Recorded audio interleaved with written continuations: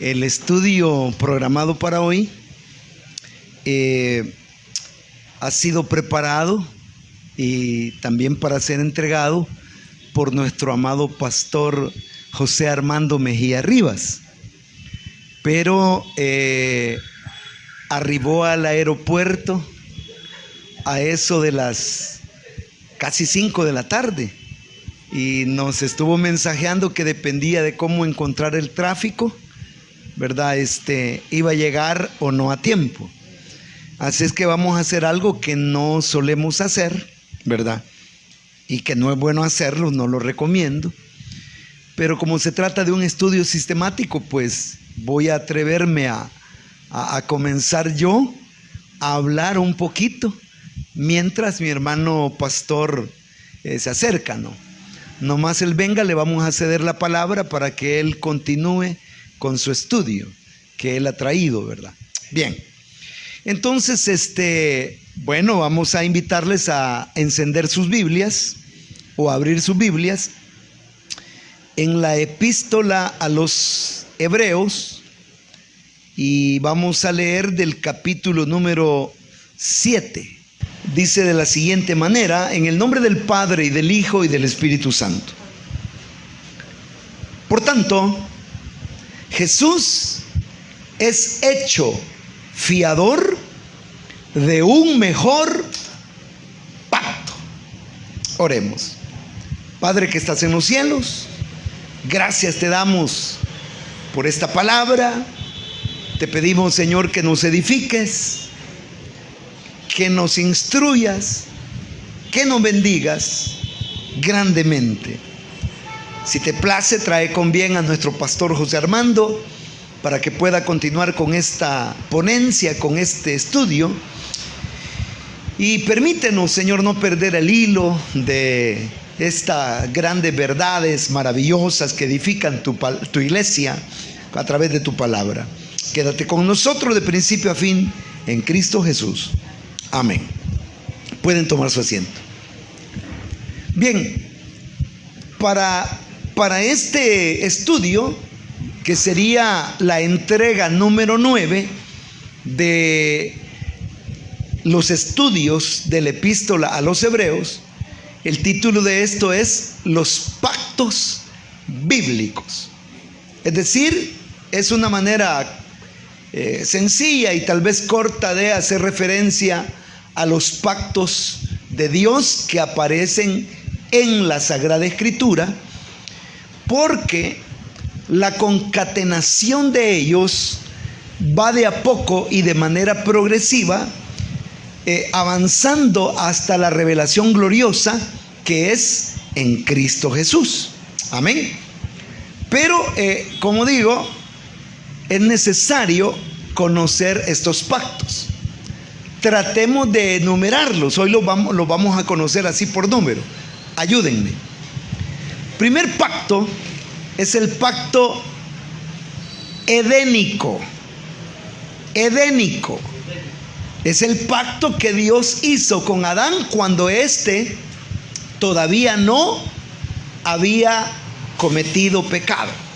Estaban en Edén, no habían pecado y por ello pues se llama pacto edénico. El segundo pacto es el pacto adánico. Pacto con Adán, siempre con Adán, solo que ahora ya fuera del huerto tras su transgresión. Entonces ahí tenemos el pacto adánico. Después del pacto adánico está el pacto de Dios con Noé. Tercer pacto. Pacto con Noé. Después del pacto con Noé está el pacto de Dios con Abraham, conocido como pacto abrahámico. Pacto con Abraham. ¿Cuánto llevamos? 4. Quinto. El quinto pacto se da en el Sinaí y es conocido así. Es conocido de dos maneras: como el pacto sinaítico, y también se le llama a ese mismo pacto pacto mosaico. Es decir, pacto de Moisés o con Moisés o a través de Moisés o pacto sinaítico. Ese es el quinto pacto. El sexto pacto es el pacto palestino. Palestino. Amén. El séptimo pacto sería, ¿no?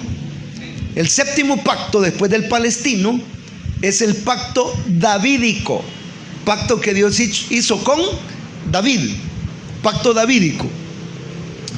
El octavo pacto es el nuevo pacto, en el cual ya vamos a observar estamos nosotros. Bendita sea la gracia de Dios.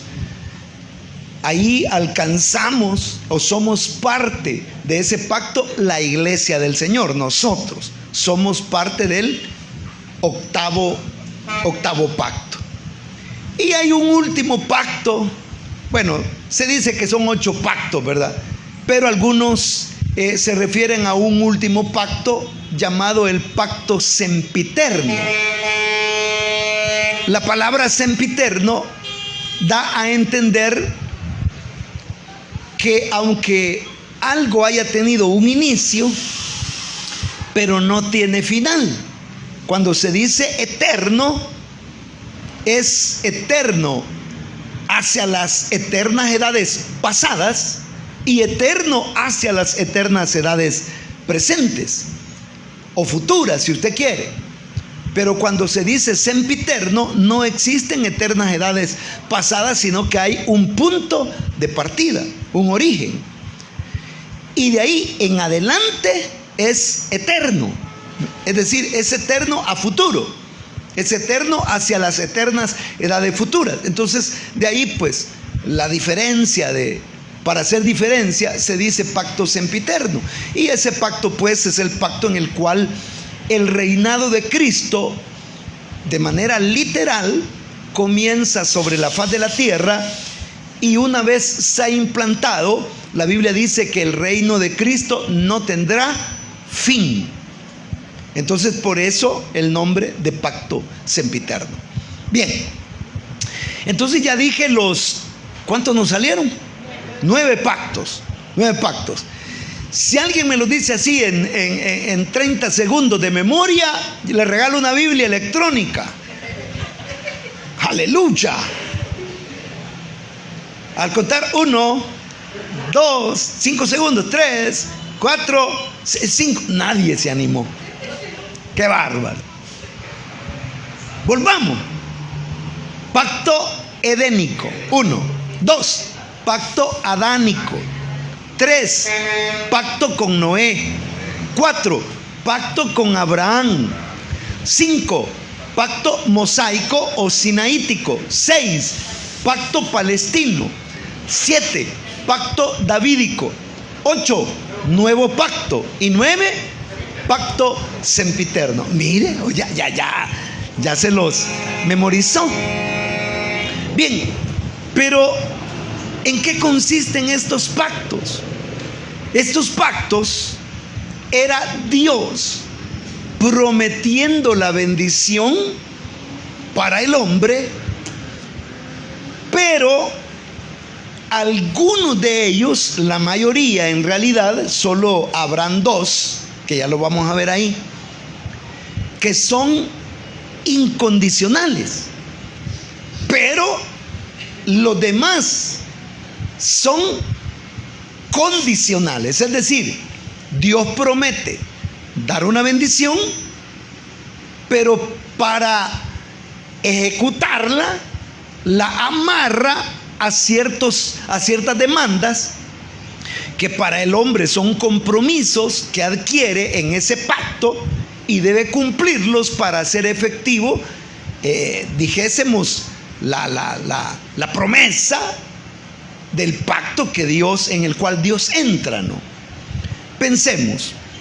Primero dijimos pacto, ¿cuál fue el primero? Pacto edénico. En el pacto edénico, Adán, Eva son formados por Dios. Dios los hace, los forma y los coloca en el huerto. Y primero hay una pronunciación de una gran bendición. Y en esa bendición también existen responsabilidades. A Adán se le dijo que habría de labrar la tierra, que tendría que colocarle nombre a todos los animales, tendría que cultivar o cuidar y administrar el huerto. Es decir, Adán, antes de su caída, como parte del primer pacto, el pacto edénico, él tenía ya que trabajar. Entonces, el trabajo como tal, se equivocan al pensar muchos que es una maldición. No, el trabajo no es ni maldición, ni tampoco castigo. Porque Adán comenzó a trabajar estando en plena bendición. Aún sin existir el pecado, para Adán era un deleite cumplir las responsabilidades adquiridas de parte de Dios. Entonces Adán se gozaba con ello, ¿no? Pero entonces, ¿en qué consistía la prohibición en ese pacto? Usted sabe, el Señor les dijo: miren, hay árboles frutales en el huerto y pueden comer de todo árbol, pero hay un árbol, la Biblia no dice qué fruto es, no tenemos idea de qué tipo de fruto daba, ni el color, ni su tamaño, ni su aroma. Y la historia ha tomado como una ilustración de este árbol, de la ciencia y del bien y del mal, ya usted lo sabe, una manzana. Y entonces hasta se dice, ¿verdad?, que cuando Adán comió la manzana hubo un pedacito que se le quedó trabado aquí en el cuello, y como algunos tenemos una pronunciación ósea aquí a nivel de garganta, dicen: esa es la manzana de Adán. Ajá, la manzana. Pero como dije, es algo que se fue colando y calando en la tradición y en la cultura y en la historia, y hoy en día, para ejemplificar o ilustrar la tentación, se coloca un manzano, un árbol de manzana y una manzana ahí, ¿verdad? Pero la Biblia no dice cómo era el fruto. Como digo, ni color, ni olor, ni tamaño, ni consistencia, ni cáscara, ni pulpa. Es decir, no se dice de él absolutamente nada. Así que no sabemos qué tipo de fruta era, ¿verdad? Yo creo que era mango. Aleluya. Era un gran mango. Pues sí, porque para que Eva lo haya codiciado era un mango. Panadez, dice el hermano. Bueno, ¿cuál es el punto? Que Dios les dijo: miren, lo voy a bendecir, pero de este árbol no comen. El problema fue que Adán y Eva, ya usted conoce la historia, comieron de ese árbol. Ahora, al haber transgresión, hay evidentemente un ¿qué? Castigo. Entonces Dios, cuando estos comieron, los castigó. Miren, les voy a decir algo, me voy a atrever a compartir algo que no me lo han enseñado en ningún instituto teológico, en ninguna universidad teológica. No ha habido ningún maestro que me lo enseñe, sino que esta es pura, tal vez digamos, hipótesis. No sé si la hipótesis es demasiado grande, tal vez es conjetura, también es vacilación, no sé qué, ¿verdad? Pero siempre me ha llamado la atención que dice la palabra que Adán y Eva antes del pecado estaban desnudos, pero no se avergonzaban. Pero nomás pecaron, dice que vieron su desnudez, y entonces cuando vieron su desnudez se avergonzaron. Entonces la pregunta es, bueno, ¿cómo antes del pecado estaban desnudos, pero no se veían la desnudez? ¿Y cómo después del pecado se vieron la desnudez? Entonces ese es, como dije, es solo un pensamiento, es una, digamos que es una hipótesis y muy mía, no se le he escuchado a nadie más. Pero fíjense que cuando Moisés sube al monte, dice que cuando bajó la gente no podía hablar con él. ¿Por qué? Porque su rostro resplandecía, resplandor de la gloria de Dios en él. Ahora, dice la palabra que allá en los evangelios se narra la transfiguración. E igual, sube Jesús y se transfigura delante de Pedro, Jacobo y Juan. Y dice que sus ropas resplandecieron, ¿no?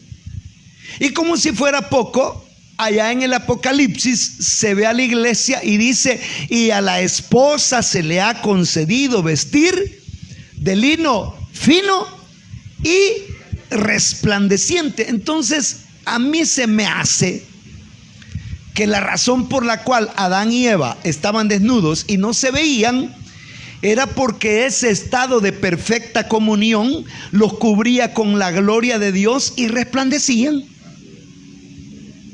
Y cuando pecaron, perdieron esa comunión, perdieron esa cobertura de gloria y su desnudez se hizo evidente y se avergonzaron. Pero como dije, esto no es doctrina. No es que yo se lo estoy enseñando y que la Biblia así lo dice. No. Les estoy diciendo que tal vez es solamente una conjetura mía, una hipótesis mía, pero que pudiera decir que encuentro un poquito de sustento, ¿verdad? El punto es que ellos pecan, se ven desnudos, pero Dios, que es grande, mire, sacrifica un cordero. Y digo cordero y me atrevo a decir cordero, aunque ahí lo único que dice en el Génesis es que Dios, cuando ellos pecaron, los cubrió con pieles. Pero ese cubrir de piel obviamente reflejaba o testificaba del sacrificio de un animalito para hacer las vestiduras con las cuales habrían de cubrir. Y obviamente el animal que en la Biblia fue progresando hasta convertirse en el animalito perfecto, la víctima perfecta del sacrificio, fue el cordero. Fue el cordero. Los corderos eran parte de las ofrendas en el tabernáculo, luego en el templo salomónico. En los días de Jesús también habían corderos. Por supuesto, el cordero no era el único entre todas las ofrendas, pero por lo menos en el más importante que representa a Cristo, la Pascua, la Pesaj, era cordero, el cordero pascual. Y Isaías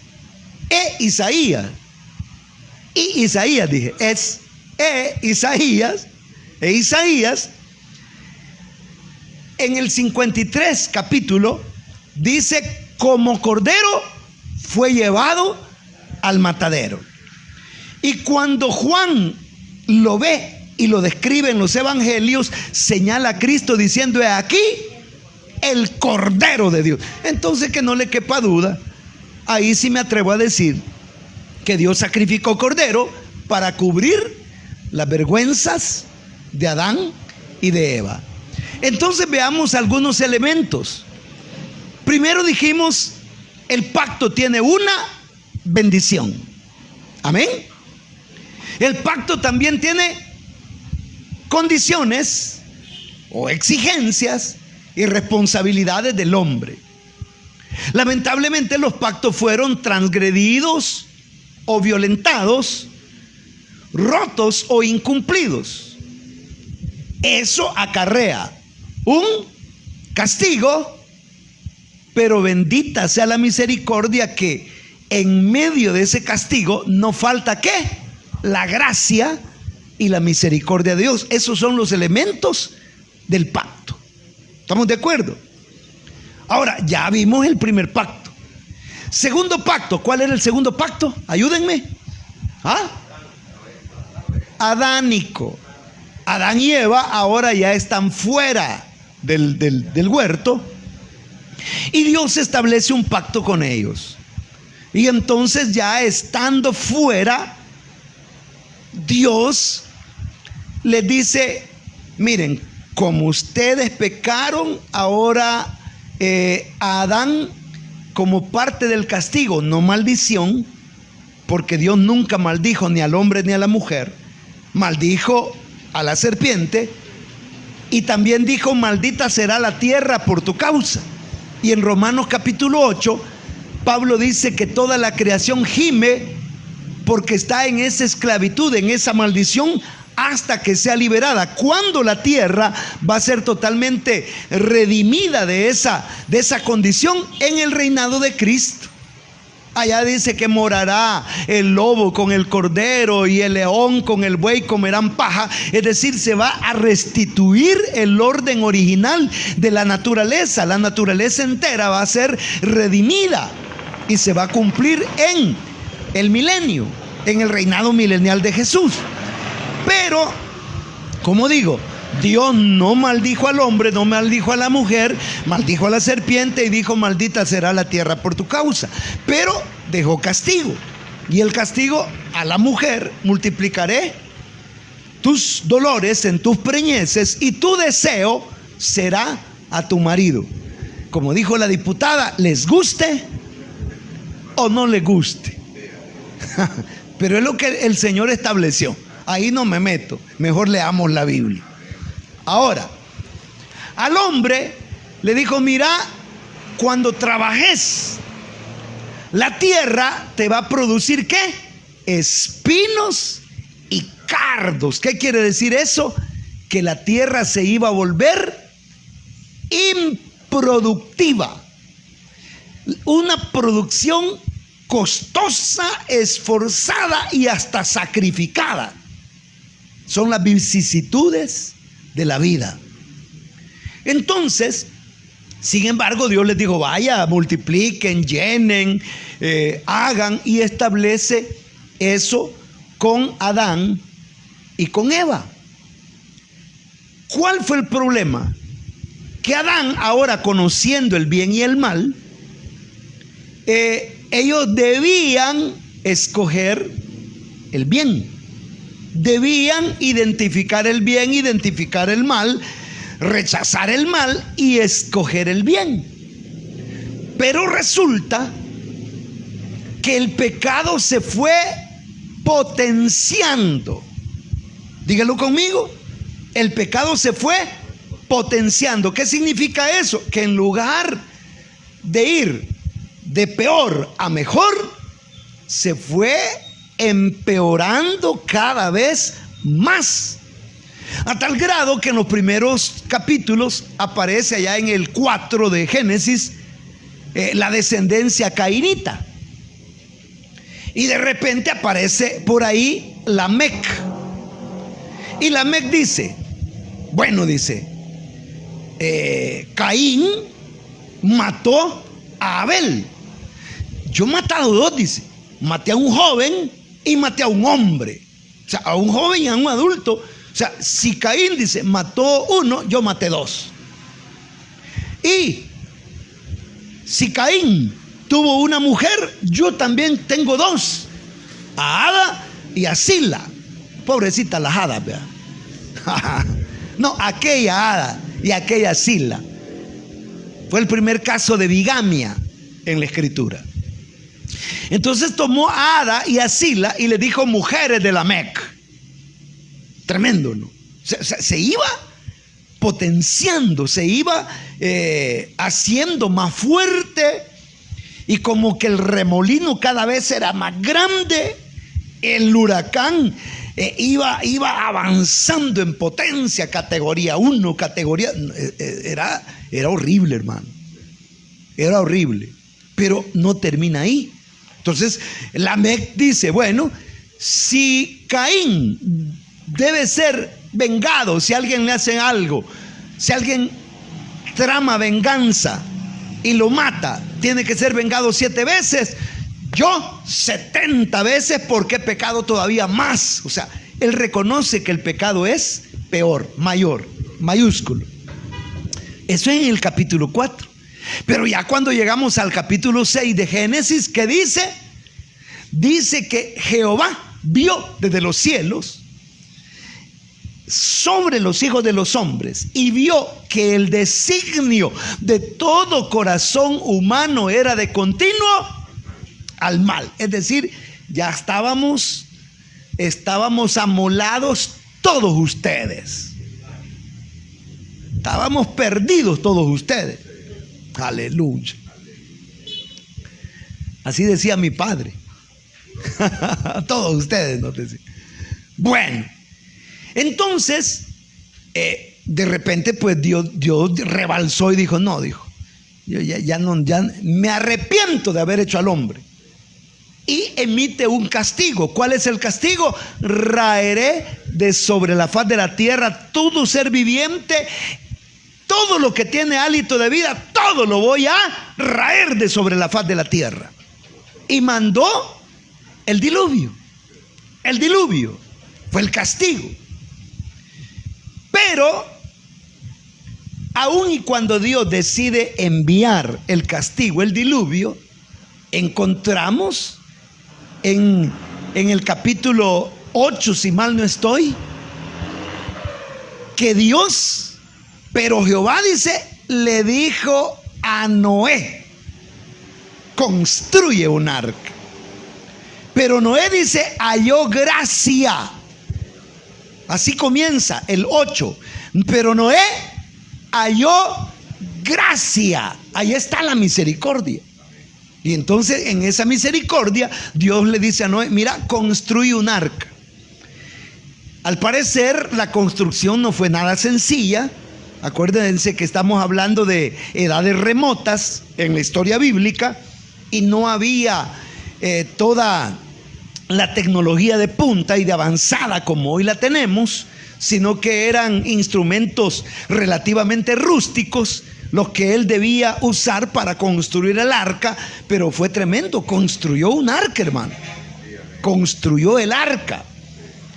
Y ahí en esa arca está representada o ilustrada ¿qué? La gracia de Dios. El arca es Cristo. Fuera del arca, el mar convulsionó, los seres vivientes perdieron la vida, hubo luto, llanto, dolor, desesperación, amargura fuera del arca. Pero dentro del arca había vida, había esperanza, había paz. Amén. Ese es Cristo. Ahí está, una vez más, la salvación en Cristo. Vean, noten cómo todos los pactos, a pesar de que vamos apenas en el segundo, apuntan ¿hacia quién? Hacia Cristo. Ahora vamos con el tercer pacto. Pacto de Dios con Noé. Con Noé. Ya vimos el primero, pacto edénico, Adán adentro del huerto. El segundo, pacto adánico, Adán fuera del huerto. Ahora es con Noé. Ahora, con Noé, en este pacto, Dios le dice, mira, Noé, yo te voy a bendecir, llena la tierra, multiplíquense. Ahí en ese pacto Dios también le cambia la dieta alimenticia, porque a Adán le había sido dicho, de todo árbol pueden comer. Pero a Noé le dice, miren, pueden comer de todo árbol y de todo el animal, el que tiene hálito de vida, que está en la tierra, de todo animal pueden comer. Entonces, algunos dicen, bueno, ¿y por qué? ¿Por qué a Adán no le permite comer animales y por qué a Noé sí le permite comer animales? La cosa es sencilla. La pigmentación del cuerpo o degradación del cuerpo humano comenzó a partir del pecado. ¿Por qué? Por el pecado entró la muerte. Y en el momento que Adán y Eva pecan, comienza el proceso de degradación o pigmentación del cuerpo humano, en el que sufre descompensaciones. Y dentro de esas descompensaciones una de las descompensaciones es el valor proteínico. Y la proteína está en las carnes. Entonces Dios le dijo, bueno, ni modo, para que vayas subsistiendo y manteniendo los niveles, pues dale, come animales, ¿verdad? Entonces por eso Dios lo permitió. No fue la dieta original, pero ahora era la dieta permisiva de Dios. Así que tienen permiso de comer, hermano, pupusas de quecos, todo animal que usted vea, dele, no hay problema, aleluya, se puede comer. Dice la palabra que por la oración todos los alimentos son santificados. Y la dieta levítica, eso ya lo dijo usted, era levítica. Usted de levítico no tiene nada. Ahora bien, en este tercer pacto entonces Dios otorga, esto es algo delicado, hermano. Dios otorga al hombre el poder y la autoridad para legislar. ¿Por qué? Porque Dios le dice a Noé, mira Noé, si un hombre mata a otro hombre, el que matare a un hombre, por el hombre, él ha de ser muerto. ¿Qué es eso?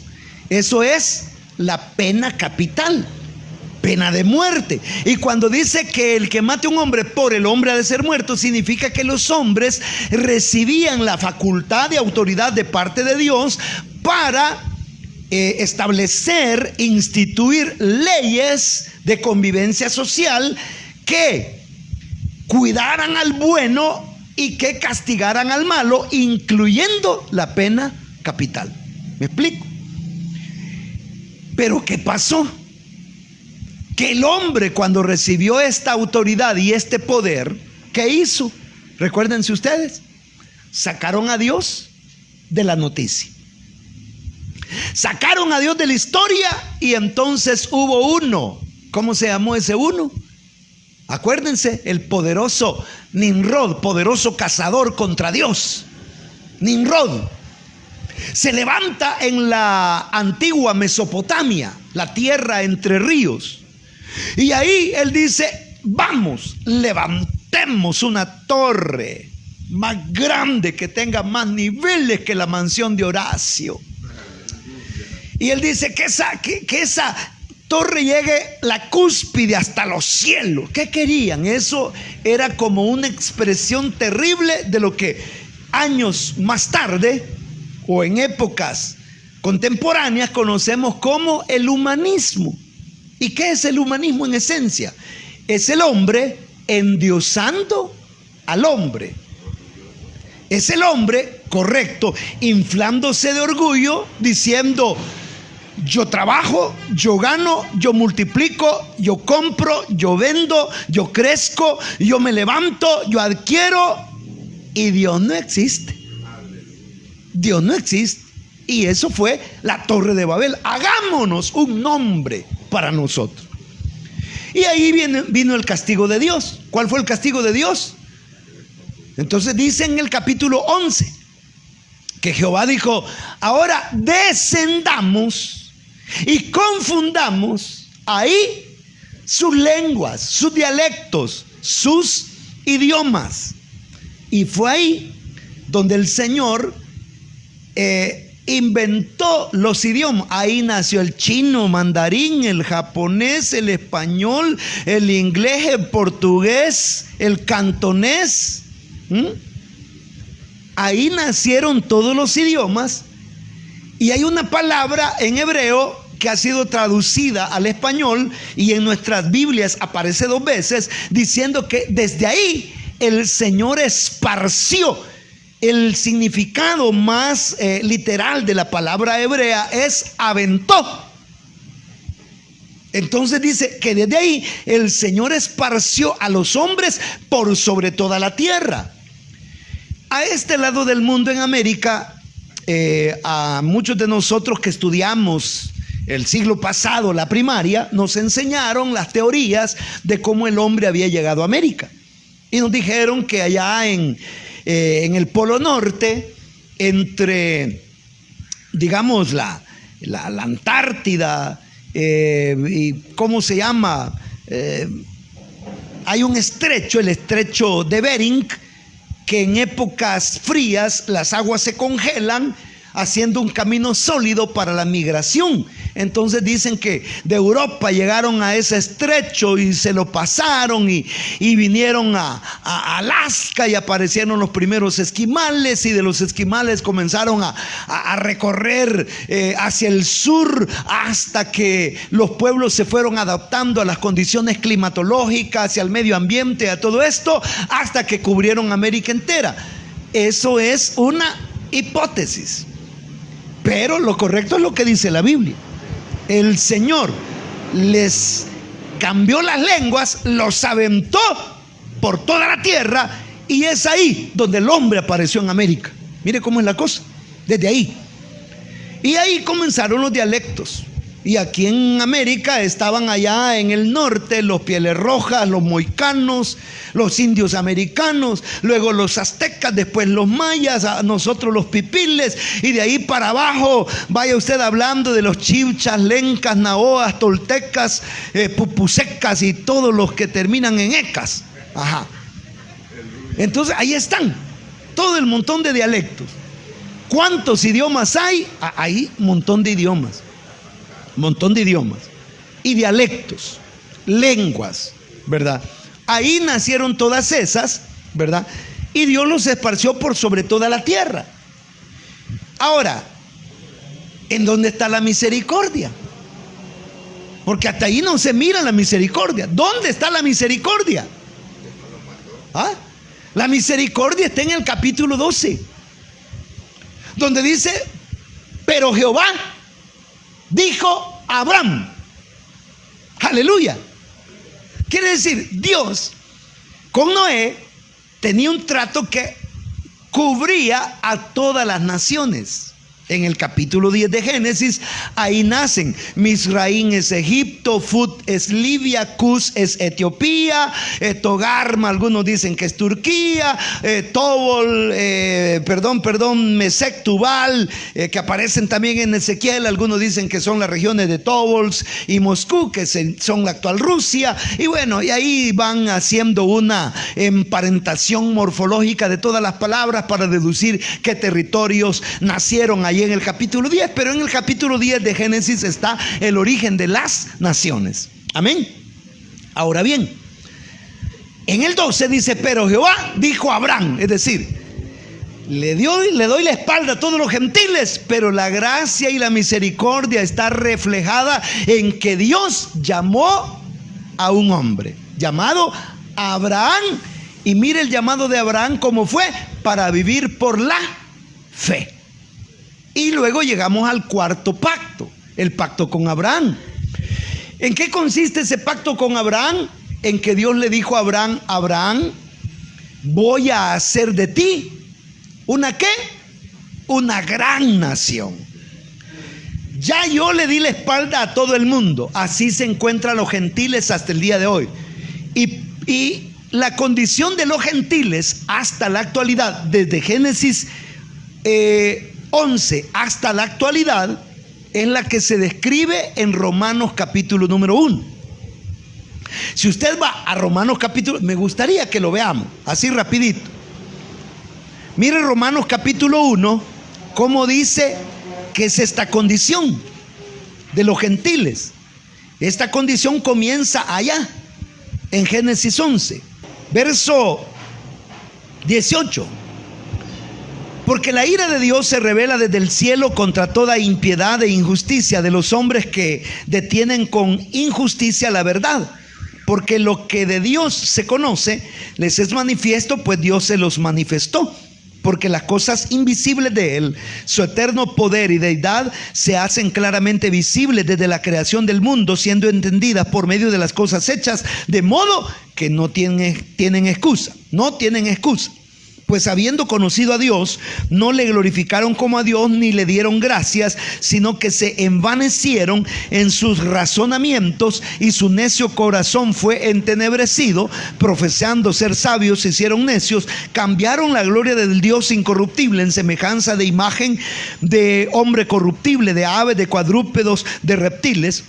Y miren lo que dice el 24: por lo cual también Dios los entregó a inmundicia en concupiscencia de sus corazones, de modo que deshonraron entre sí sus propios cuerpos, ya que cambiaron la verdad de Dios por la mentira, honrando y dando culto a criaturas antes que al Creador, el cual es bendito por los siglos de los siglos. Amén. Por eso, verso 26, Dios los entregó a pasiones vergonzosas, pues aún sus mujeres cambiaron el uso natural por el que es contra la naturaleza. Y de igual modo también hombres, dejando el uso natural de la mujer, se encendieron en su lascivia unos con otros, cometiendo hechos vergonzosos hombres con hombres y recibiendo en sí mismos la retribución debida a su extravío. Y como ellos no aprobaron tener en cuenta a Dios, Dios los entregó a mente reprobada para hacer las cosas que no convienen, estando atestados de toda injusticia, fornicación, perversidad, avaricia, maldad, llenos de envidia, homicidios, contienda, engaños, malignidades, murmuradores, detractores, aborrecedores de Dios, injuriosos, soberbios, altivos, inventores de males, desobedientes a los padres, necios, desleales, sin afecto natural, implacables, sin misericordia. No estoy pasando lista, sino que así dice acá. Bueno, vale. Pero ¿qué es lo que ve usted ahí? Que Dios los entregó, dice. Los entregó. ¿Por qué? Porque ellos quisieron cambiar la gloria de Dios por sus propias vanidades. Ese es el estado de las naciones gentiles. Entonces los gentiles inventaron religiones, adoran a la piedra, adoran al rayo, al sol, a la creación. En todas las culturas han habido dioses. Imagínense el panteón de dioses griego, el panteón de dioses romano, los dioses de los pipiles, de los mayas y todos los dioses que han existido. Es esto que se dice aquí. Y ahí dice que cambiaron la gloria de Dios por incorruptible, por las cosas corruptas o corruptibles, y Dios los entregó a pasiones vergonzosas, los entregó a una mente reprobada, y los entregó a la inmundicia. Entonces, ¿qué se puede pedir? Que hoy el que nace hombre se haga la operación jarocha para ser mujer, o viceversa, la que nació mujer se haga tratamientos hormonales para que le salga bigote, barba, y para cambiar su naturaleza por hombre. Es lo que está aquí. ¿Y qué vamos a hacer? O sea, ahí está. ¿Y qué vamos? No podemos luchar en contra de la palabra. ¿Qué nos toca? Simple, predicar la palabra para que los que tienen oídos para oír, que oigan. Y al que dice, no, yo estoy a gusto, yo nací niña en cuerpo de hombre, esa es su locura, dele pues. Nosotros no vamos a tener problemas, o sea, no nos vamos a meter en problemas sociales. Los que quieren ir a marchar en movimiento, delen, nosotros no tenemos problemas. ¿Por qué? Porque ya lo vemos aquí. Aquí dice que si Dios los entregó, que Dios los entregó y los dio ya por perdido, ¿y nosotros qué podemos hacer? No podemos hacer nada. Lo único que podemos hacer es predicar el evangelio para que por lo menos algunos logren la visión gloriosa del evangelio para sus vidas. Amén. Ok, entonces ahí está más claro, hermano. Dios los entregó. Entonces eso sucedió. Dios los entregó. Dios los entregó a todas esas pasiones. Bien. Entonces ahora con Abraham, Dios, ya en el pacto con Abraham, Dios le dice, vaya, yo ya entregué al mundo, pero ahora establezco un pacto contigo, y de ti yo voy a hacer una nación que sea diferente. Una de las cosas que Dios insistió con Abraham y después con Isaac, con Jacob y luego con Moisés, era que el pueblo de Dios no tenía que mezclarse.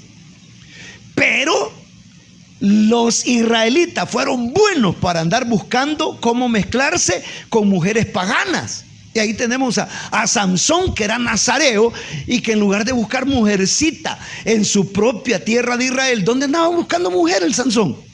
Allá en Timnat, allá entre los filisteos. O sea, en lugar de buscar una cristiana de las que oran, ayunan, temen a Dios, alaban a Cristo, se fue a buscar una filistea. Y como que la historia se repite, ¿verdad? ¿Cuántos hombres buscando filisteas? Pudiendo en la iglesia. No, pero es que las filisteas son bonitas, hermano. ¿Bonitas para quién o para qué? ¿Para los ojos? ¿Para la carne? ¿Para la vanagloria y concupiscencia? Por supuesto, si usted busca carne, vaya a la carnicería, no hay problema.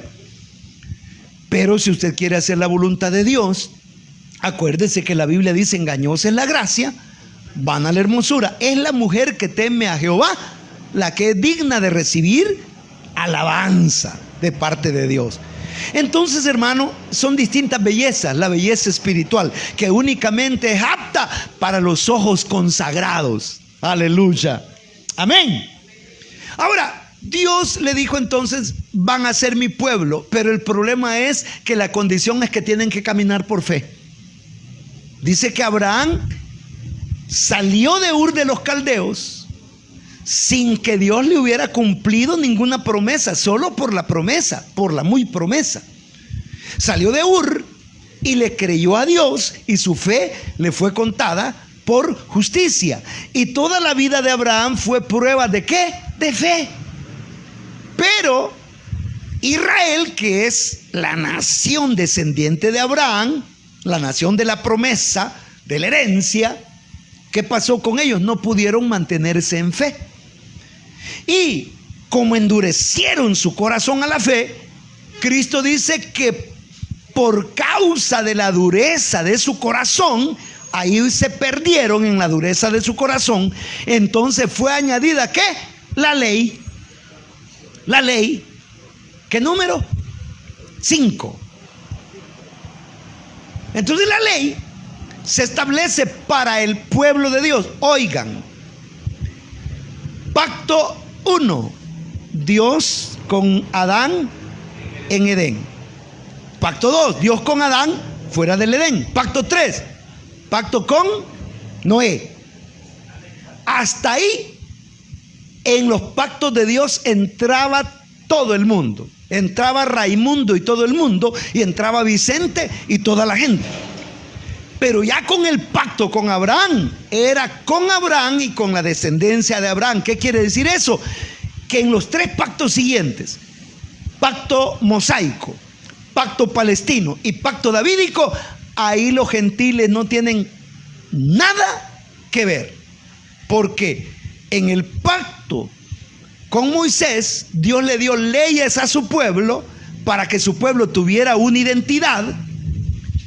Más adelante los voy a unir por cuestiones de tiempo. En Deuteronomio, el pacto palestino añade o ratifica que aparte de ser pueblo de Dios, Dios en el pacto palestino ratifica la promesa de darles un territorio. ¿Cuál es el territorio? Desde el río Nilo, allá en Egipto, hasta el río Éufrates, allá en el Asia, Éufrates y Tigris, es decir, todo lo conocido como la media luna fértil en el Asia. Entonces ese es territorio que va a formar parte del reino. ¿Cuál reino? El reino de Cristo. Porque Saúl reinó sobre un poquito de territorio, David lo amplió, y el que gozó de un territorio más extenso fue Salomón, pero no llegaron ni siquiera a la mitad de todo el territorio prometido. En el pacto palestino, ahí se ratifica la media luna fértil entera como el territorio de esa promesa. Y en el pacto davídico, Dios promete que de David, de su descendencia, habría de venir el que sería el rey de ese reino, que iba a reinar sobre ese pueblo, que iba a llevar, hermano, la batuta de ese gobierno y de ese pacto. Entonces metimos los 3 porque son el pacto mosaico: Moisés, en el Sinaí, capítulo 20 del Éxodo, el pacto palestino, Deuteronomio, y el pacto con David. Los tres tienen que ver con la nación de Dios, con el pueblo de Israel, con el proyecto de Dios en Jesucristo, el plan del reino. Amén. Ahora, ¿cuál fue el objetivo y el propósito de la ley? Pablo lo explica en Gálatas. La ley vino como un ayo, con Y, ayo. Es una palabra griega que significa como una nodriza, como una ayuda que nos tomó de la mano y nos llevó a Cristo. Entonces la ley apareció, pero la ley ceremonial en todas eran figuras proféticas. Las fiestas son figuras proféticas, los sacrificios son figuras proféticas, el sacerdocio es figura profética, y todo apunta ¿hacia quién? Hacia Cristo. Entonces, Hebreos comienza diciendo: Dios, habiendo hablado en otros tiempos a los padres por los profetas, en estos postreros días nos ha hablado por medio de Jesucristo. Y es ahí donde surge el nuevo pacto. El nuevo pacto es anunciado originalmente ¿por quién? Por el profeta Jeremías.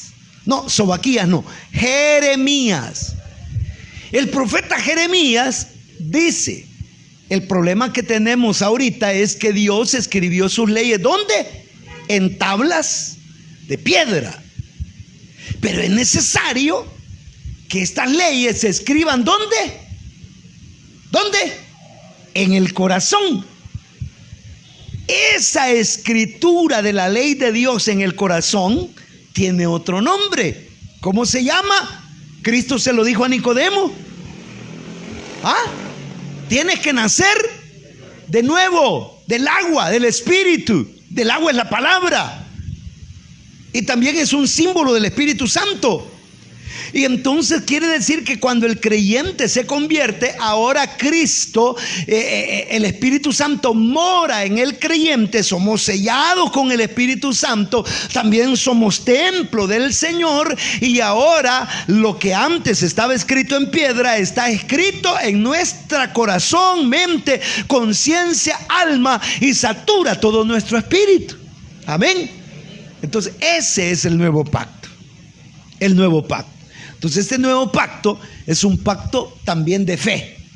Venid luego, dice el Señor, y estemos a cuentas. Si tus pecados fueren rojos como el carmesí, vendrán a ser como blanca lana.